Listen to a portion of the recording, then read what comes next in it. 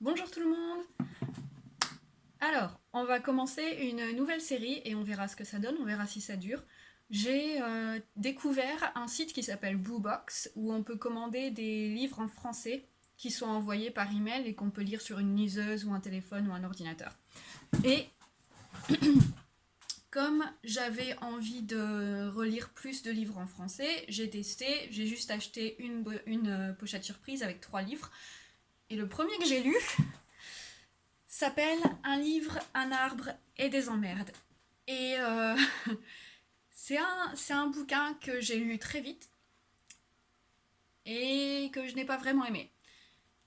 Et j'ai découvert qu'on peut prendre des notes en lisant sur le Google Play Livre, et donc du coup je me suis fait plaisir.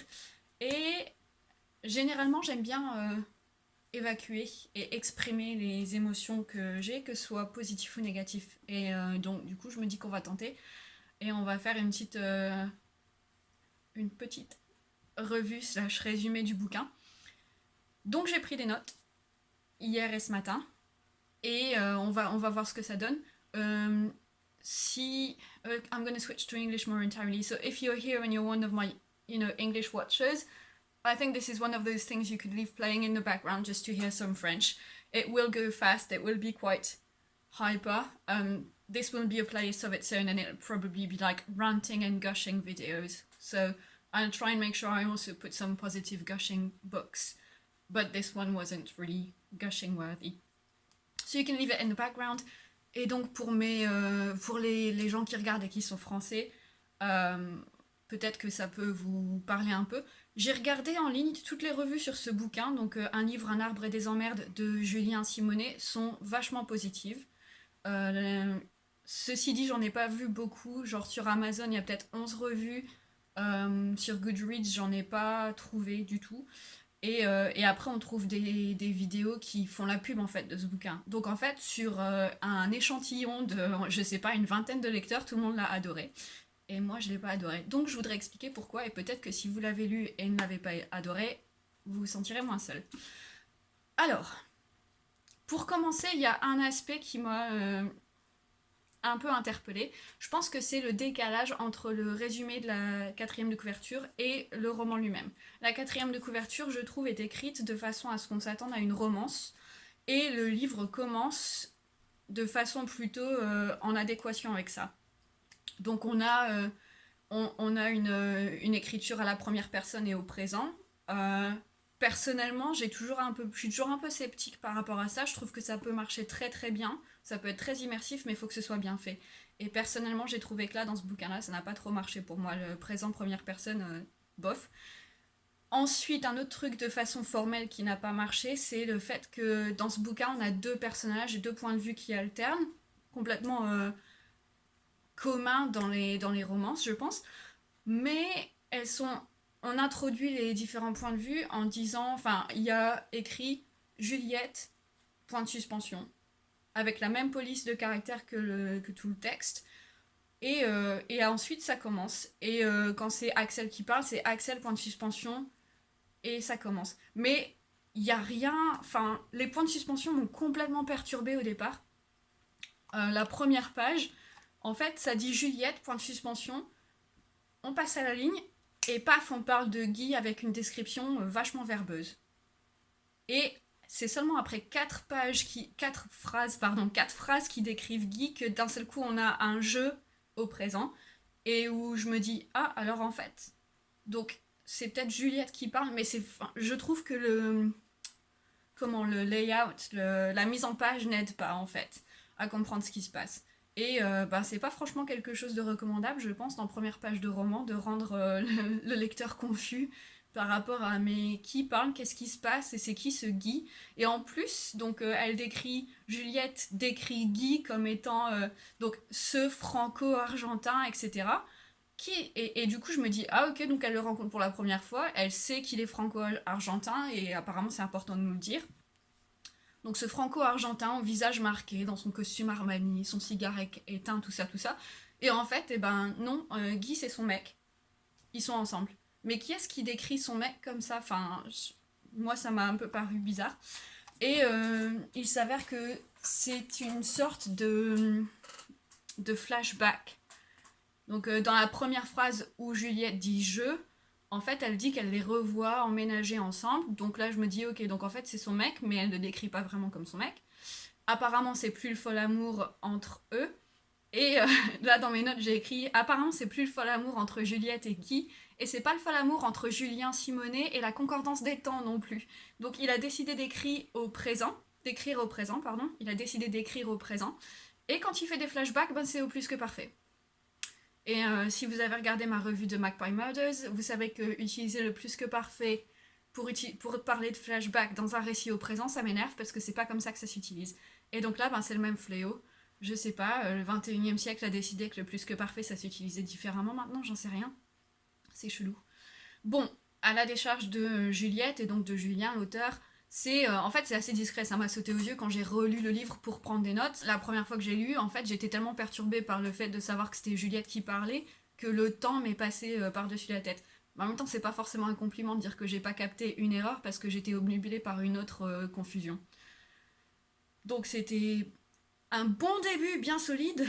Premier avertissement contre Guy, on sait pas depuis combien de temps. Mais maintenant que j'ai lu, après avoir lu tout le roman, je me dis que c'est peut-être après 1 an. Donc ils ont vécu ensemble pendant 9 ans, Juliette et Guy. Et après 9 ans, il faut raviver la flamme. Et l'idée de Guy pour ça, c'est d'acheter un appartement à Juliette et de l'entretenir là-bas. Et comme ça, ils vivront chacun chez soi comme 2 amants. Donc des gens se disent, ah bon. Donc ok, pourquoi pas, il y a des couples chez qui ça marche très bien comme ça. Sauf que en vrai, on apprend plus tard que Guy, il s'est juste dégoté une autre maîtresse. Et c'est pour ça qu'il avait besoin que Juliette ait son propre appart, pour qu'il puisse aller voir son autre maîtresse tranquille. C'est un personnage très recommandable, et ça va être une sorte de fil rouge pendant tout le roman. Donc, ensuite, on a un autre fléau de personnage narrateur première personne du présent. Juliette décrit exactement ce qui se lit dans ses yeux. Elle est capable de se voir de l'extérieur, sans miroir. Elle est juste face à Guy, mais elle sait que la colère se lit dans ses yeux à elle. Logique. Donc ça, c'est cool. Et en fait, elle est furax parce que Guy la quitte, il est en train de la plaquer et il lui a volé 10 ans de sa vie. Donc pendant 10 ans, elle nous explique qu'elle a vécu que par et pour Guy. Et donc pendant 10 ans, en fait, c'était tout pour Ave. Ils ont voyagé tout partout. Un anglicisme que Monsieur Cadwallader détesterait. Donc ils ont voyagé tout partout dans le monde. Ils ont mangé plein de trucs cool. Il l'a entretenue financièrement, on va dire, mais d'un autre côté, elle a porté Guy à bout de bras émotionnellement, matériellement, au sens où elle lui faisait ses courses et tout pour qu'il ait pas besoin de s'en occuper. Elle a aidé à monter son agence, enfin, elle a vraiment vécu pour et par lui.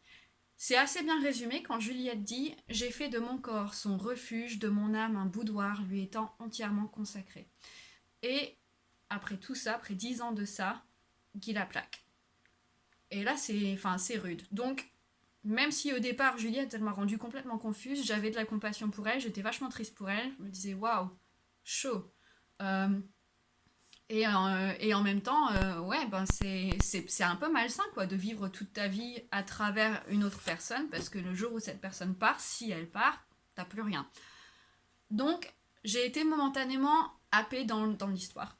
Et puis arrive la scène coutumière que beaucoup d'auteurs, je pense, ou d'auteurs en herbe, connaissent et essayent d'éviter, c'est la scène du miroir. Où, comme c'est première personne du présent, et que évidemment le lecteur a besoin de savoir à quoi ressemblent les protagonistes, et ben on fout Juliette devant le miroir et elle se regarde dans le miroir et elle s'examine et elle se décrit. Donc du coup on sait que elle se trouve vieille. Bon, là j'ai trouvé que c'était bien fait en fait cette scène du miroir parce qu'elle vient de se faire larguer après 10 ans de relation, elle veut vraiment avoir un enfant, donc pour elle c'est vachement important de trouver quelqu'un, de trouver un homme, d'établir une relation et d'avoir un enfant. Et elle a 37 ans. Donc à 37 ans, elle a peur d'être trop vieille pour trouver un nouveau futur père. Et donc elle s'examine dans le miroir en se disant bon, pour un homme, ben moi je suis un peu proche de ma date de péremption quoi. Donc bon, je trouve que c'est relativement bien amené. Ça montre un peu aussi son insécurité vis-à-vis de son aspect physique. Elle se trouve trop vieille à 37 ans. Donc il y a des clichés dans cette première scène, mais Juliette a presque toute ma sympathie. Je me dis que bon, elle a fait l'erreur de suivre un mec et de se dévouer corps et âme à un homme. sans s'assurer qu'elle avait les moyens de continuer sa vie s'il partait. Et ça, c'est une erreur, mais bon, voilà, elle va payer le prix fort pour, et j'espère qu'elle s'en sortira, donc je suis avec. Le truc qui a un peu limité ma sympathie, c'est que on se rend compte dans cette première scène qu'elle méprise Guy depuis longtemps. Et qu'en fait, elle est restée avec lui juste dans l'espoir qu'il lui fasse un enfant. Et ça, c'est un truc où je me dis, ouais, enfin, c'est chaud quand même, rester dans une relation avec un mec que tu méprises, je sais pas. Mais bon, c'est la première scène, on connaît pas bien Juliette, donc on verra. On saute à l'autre point de vue, Axel, donc encore une fois, ça m'a un peu perturbée parce que c'est la première fois qu'on change. On a Axel, 3 petits points, et on passe à la ligne. Pas vraiment de changement de police, pas d'italique, ou alors je pense que si c'était en italique, mon téléphone m'a pas vraiment montré l'italique. Donc, on va dire que c'est peut-être à cause de ça, hein, c'est peut-être parce que j'ai lu sur téléphone. Donc, Axel, on a la confirmation que ces drôles d'en-tête sont nos narrateurs, et que donc quand on voit Axel, ... c'est que c'est son point de vue. Quand on voit Juliette, ... c'est son point de vue. Les deux sont écrits au présent de la première personne. Faut que je m'habitue, mais ça va aller. Et Axel démarre son histoire donc en écrivain victorieux qui vient d'achever son premier roman, et c'est son roman du cœur. Il y a travaillé pendant 6 mois de manière complètement acharnée, au point que son siège a épousé la forme de ses fesses, donc quand il se lève, son siège reste à la forme de son derrière. Au début, il est plutôt sympatoche. Moi, j'ai des velléités d'écriture aussi. Ça fait des années et des années que je planche sur un roman qui a eu plein de versions différentes. Je dois en être à sa 12e version. Je l'ai montré à des gens pour la première fois il y a 3 ans, je crois. Il a changé depuis. Je l'ai remontré à des gens que je connaissais pas. Enfin, donc, je peux... Voilà. Pour moi, direct, Axel, je me dis, ah ok, donc c'est mon personnage encre. Et en fait, voilà, il a une passion pour son bouquin, il veut le faire publier, il a un rêve. Le bémol, c'est qu'il verbiage beaucoup. Il utilise des phrases très très alambiquées pour dire des trucs simples. En anglais, on dirait qu'il wax lyrical. Et c'est pas forcément, j'ai pas l'impression que ce soit forcément justifié, mais bon, il y a des gens qui aiment ça et qui font ça, c'est pourquoi pas. Moi, je fais des métaphores à tout va, et il y a des gens à qui ça taperait sur les nerfs, donc bon, je peux pas trop critiquer. Ensuite, évidemment, Axel aussi, il y a sa scène miroir. Donc lui, il s'examine devant le miroir parce que voilà, il vient de terminer son roman, et donc il veut voir. Comment Il s'examine dans le miroir en mode ça y est, j'ai 30 ans et enfin je peux être fier de moi, et voilà à quoi je ressemble. Voilà, je suis Axel machin, j'ai oublié son nom de famille. Ah non, il s'appelle Axel Lera. Alors c'est marrant, ça s'écrit Leyrat, mais quand on dit Lera, ça sonne comme Rats. So voilà, le personnage principal il s'appelle Rats. Phonétiquement parlant. Donc Axel Lera, 30 ans, je viens de lire mon roman, machin, je suis content. Et il se décrit comme... Où est-ce que c'est écrit bedonnant, je crois, avec les cheveux indomptables, parce que apparemment ça c'est un gros cliché dans les bouquins maintenant. Je crois que ça a été écrit en 2014 ou 2004, ce livre, je sais plus. Ça finit par un 4. Il y a 10 ans d'écart, mais c'est pas grave, 10 ans c'est rien. Enfin bref, je trouve qu'il y a beaucoup de cheveux rebelles, et je me dis, mince, le mien aussi dans mon livre, il a les cheveux rebelles, faut que je change ça, c'est un cliché. Alors que bon, en fait, on s'en fout. Bref, là, il est un peu palo, il est bedonnant, parce que ben ça fait 6 mois qu'il fait plus de sport, mais avant il était sportif, enfin avant il était canon. Il a de la barbe parce que ben il s'est plus rasé. Donc voilà, il explique qu'avant c'était un foudre de guerre physiquement, mais maintenant non, parce que la priorité c'est d'écrire son bouquin. Donc physiquement c'est ça. Et il conclut sa description avec la phrase qui caractérise bien son personnage, je trouve. Je viens d'écrire un roman qui, en toute objectivité, me semble excellent. Donc, on a affaire à un auteur en herbe. On a affaire à un auteur qui est persuadé que son roman qu'il a écrit en 6 mois, qu'il n'a montré à personne pour l'instant, et donc il n'a pas encore réécrit du tout. Il est persuadé qu'il était excellent. Genre le premier brouillon, la première version d'un roman ou d'un scénario ou de n'importe quoi est excellente. Genre Picasso, le premier tableau qu'il a peint, c'était une œuvre d'art, c'était un chef-d'œuvre. Ok. Donc déjà là, on se dit, mais t'es pas trop réaliste, mon gars. Enfin, dans la vie, quand on s'attelle à une tâche énorme, la première fois qu'on produit quelque chose, c'est pas une œuvre d'art. C'est pas comme ça que ça marche, quoi. Michelangelo, il a dû s'entraîner pendant des années avant de pouvoir peindre la chapelle Sixtine. Donc déjà, c'est chaud. Et en plus, il te colle dans la même phrase, en toute objectivité, me semble. Y a pas un truc qui cloche, là? Non? Y a que moi que ça choque de coller me semble et l'objectivité dans la même phrase? Mais t'es un auteur, c'est bien. Et là, je pense au film et au livre The Princess Bride, quand il y a le mec là, le méchant, je sais plus son nom parce que je me souviens pas vraiment des noms de ces personnages, mais t'en as un qui arrête pas de dire It's inconceivable! Inconcevable. Et t'as un autre méchant qui lui dit You keep using this word, I do not think it means what you think it means. Et en gros, là, c'est ça, c'est objectivité. Tu utilises ce mot-là, mais je pense que tu sais pas vraiment ce que ça veut dire. Puisque si c'est en toute objectivité, tu peux pas ensuite dire ça me semble. Enfin, c'est. Voilà, c'est un oxymore. Mais ça a pas l'air d'être un oxymore voulu. Il a l'air de vraiment y croire. Donc, ok. Euh, Ce paragraphe-là, en fait, je l'ai déjà. J'ai toutes mes notes là, donc c'est pour ça. Ce paragraphe-là, en gros, je l'ai déjà fait, mais pas de la même façon que j'avais scripté. Puisqu'évidemment, moi, je fais des scripts et après, je sais pas m'y tenir. Da da da da da. Donc voilà, pour reprendre le truc d'Axel. Axel me semble objectivement pas réaliste du tout. Mais bon, c'est mignon. À ce moment-là, je me dis, ok, c'est mignon, il y croit. Et puis bon, quand t'es écrivain et que t'écris ton premier truc, t'es juste super content de l'avoir fini. Et c'est bien d'avoir un rêve et d'y croire. Donc je suis méchante, là, maintenant, mais c'est parce que j'ai lu le reste du bouquin, et donc au bout d'un moment, on comprend un peu plus le personnage. Quand je l'ai lu la première fois, à ce moment-là, j'étais pas, j'étais juste en mode oh il est mignon, il y croit à fond, il a pas du tout la notion de ce que c'est que d'être un auteur et d'essayer de donner jour au meilleur livre qu'on puisse faire. Mais bon, pour le moment, voilà, je suis encore un peu avec lui. De son personnage d'auteur en herbe avec plein de rêves dans les yeux, Axel passe ensuite au rôle de papa adorateur de son fils, et là c'est trop mignon. Le fils s'appelle Igor, c'est un bébé, il a 17 mois, il joue avec des chaussettes, c'est trop chou, il les met dans sa bouche, il les jette partout, voilà. Il est obsédé par des chaussettes. Et là, moi je me dis, oh c'est choupi, quand j'étais petite, moi j'étais obsédée par ma brosse à dents. Je me baladais partout avec ma brosse à dents. Quand on a commencé à me brosser les dents, du coup mes parents ont dû prendre une deuxième brosse à dents parce qu'il y en a une que j'ai ruinée. Juste en me baladant partout avec, j'allais au bac à sable avec ma brosse à dents, j'allais littéralement partout avec. Donc je me dis, oh mais c'est chou, les bébés ça s'attache à des objets mais complètement débiles. Donc lui c'est les chaussettes. Ok. Et là, tu te dis, ah, mais ça colle bien avec l'idée de la romance. Juliette, elle veut à tout prix être maman. Et Axel, lui, il est déjà papa et il kiffe son bébé. Par contre, je me dis, il est marié. Donc, qu'est-ce qui va se passer avec sa femme? On va voir. Mais donc, voilà, pour l'instant, je me dis, mais c'est plutôt cool. On a un mec qui a des rêves d'auteur et adore être papa. Et on a une meuf qui veut avoir un bébé. Nickel.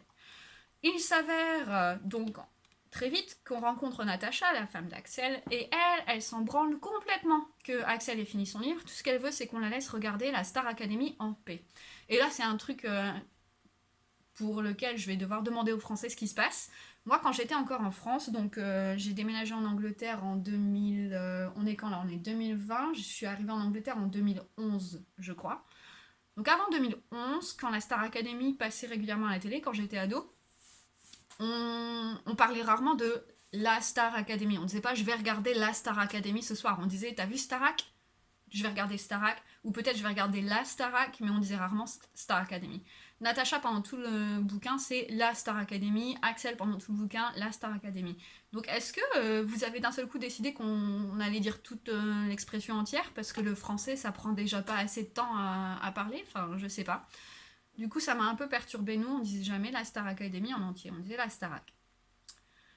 Ce qu'on apprend de Natacha, donc, dans l'ordre, 1, elle adore ce gaufret. Est-ce que c'est un mot, ça? Elle adore elle adore légumer sur le canapé en regardant Starac. Elle est d'origine slave, on sait pas de quel pays, parce que bon, faut pas s'attendre à ce qu'Axel, ayant épousé Natacha, en sache un peu plus sur ses origines et sur d'où sa famille vient. Non, non, elle est juste d'origine slave, c'est tout. Et elle est super sexy. Voilà, c'est ce qu'on sait.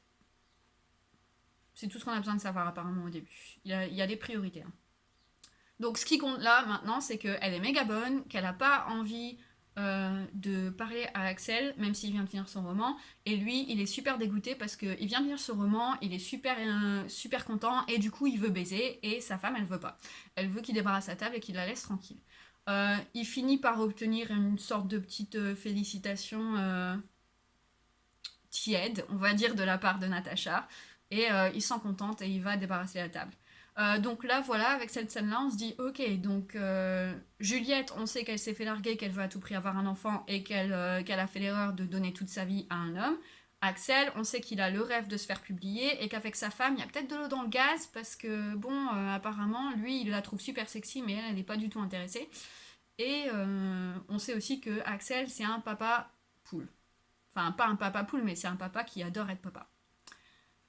Et donc voilà, on finit cette scène-là avec Axel le rêveur persuadé que grâce à son roman génial écrit en 6 mois et ni relu ni édité par un œil étranger, il va mener sa famille à la gloire. Et en fait, c'est le nouveau Victor Hugo du siècle. Sauf que Axel oublie que Hugo faisait plein de ratures et de réécritures et que quand on voit les brouillons de tous ces grands auteurs du passé, ou quand on lit les courriers que Flaubert écrivait quand il travaillait sur sa Bovary, comme il l'appelait, c'était pas une œuvre de 6 mois où t'as fini et paf, c'est superbe et la gloire est à toi, quoi. Donc voilà, c'est la fin de la scène numéro 2. On est déjà à 20 minutes de vidéo, donc je vais m'arrêter là. Et je vais juste vous dire que dans mes notes, on a juste fait 2 pages et demie, et il y en a 15 pour le chapitre 1. Donc voilà, ça promet. Je vous verrai dans une autre vidéo, je vais mettre celle-là en ligne et puis on verra ce que vous en dites. Si ça plombe tout le monde, peut-être que je continuerai pas. Mais d'un autre côté, moi ça m'amuse vachement et ces temps-ci on a besoin de s'amuser, je trouve. Donc moi en tout cas je vais continuer à prendre des notes et à garder des notes de lecture comme ça en français. C'est aussi intéressant pour moi parce que étant en Angleterre prof de français au collège, je pense que le français ça rouille vachement vite. Une langue ça rouille vachement vite quand on l'utilise pas. Et à force d'utiliser le français juste pour l'enseigner à des jeunes, je perds un peu la capacité à lire du français littéraire. Ce livre-là, j'ai pas trouvé que c'était du français littéraire, mais j'espère en trouver d'autres. Et je perds aussi la capacité à écrire et à m'exprimer en français. Alors dans ces vidéos, je cherche pas à m'exprimer de façon super intelligente et académique et tout et tout. Il y a un mélange de genres, un mélange de registres, ça passe du familier au formel, comme ci, comme ça. Mais c'est vachement intéressant pour moi de me replonger là-dedans, donc je vais continuer quand même si c'est que pour moi, on s'en fout. Après tout, c'est ma chaîne, je fais ce que je veux. Donc voilà. Dites-moi ce que vous en avez pensé, si vous avez envie de passer un petit peu de temps à le faire. Si ma famille et mes amis en France ont jeté un œil à cette vidéo et si ça peut nous permettre de se recontacter un peu, ben ce serait cool. Si vous avez envie de savoir, enfin de lire des bouquins français et que vous êtes à l'étranger, j'ai pas du tout de partenariat avec BooBox. Là, c'est le premier bouquin qu'on m'a envoyé. Mais je trouve que l'idée est super bien et pour l'instant, en fait, je suis pas vraiment déçue parce que quand j'ai compris que ce bouquin n'était pas vraiment mon genre, j'aurais très bien demander un échange, il m'en aurait envoyé un autre, ça aurait été cool. Mais en fait, je l'ai pas fait parce que je trouve que c'est intéressant aussi d'avoir des livres qu'on lit, qu'on adore et des livres qu'on lit, qu'on aime moins. Surtout, moi, pour ma perspective, parce que j'écris, j'aime bien écrire, donc ça me permet aussi de voir, tiens, ben, je sais que pour moi, en tant que lectrice, ça, ce genre de truc, ça marche pas du tout, donc je vais essayer de pas l'écrire et vice versa. Ce genre de truc c'est super donc je vais essayer de l'écrire. Bref, BooBox, c'est super cool si vous êtes à l'étranger, que vous trouvez un peu difficile d'accéder à des livres francophones. Parce que c'est quasiment tout francophone et vous pouvez choisir vos genres de prédilection et ensuite un libraire va vous sélectionner quelques livres et vous les envoyer à une date surprise. Donc il y a l'aspect surprise aussi où je vérifiais mes emails tous les jours parce que je savais pas quand mon bouquin allait arriver et ils sont arrivés d'un seul coup comme ça sans que je m'y attende, donc c'était cool. Ça fait un peu cadeau d'anniversaire ou Noël.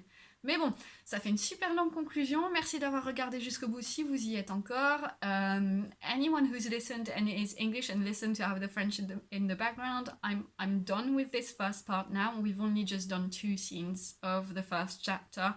We have loads more to do, so I'll do that in another video because this is getting super duper long. And that's it. I'll see you next time. If you want some of this content to carry on coming up, just to have French in the background, let me know. And subscribe if you haven't already subscribed, and leave me some comments down below if you have some suggestions of things you'd like to hear me chat about in French in a much more informal way than the content I would normally script and work on and be slow about. That's it. I hope everybody has a good day, good weekend, good evening, good week, whatever, whenever you're watching this, and I will see you in another video. Ciao!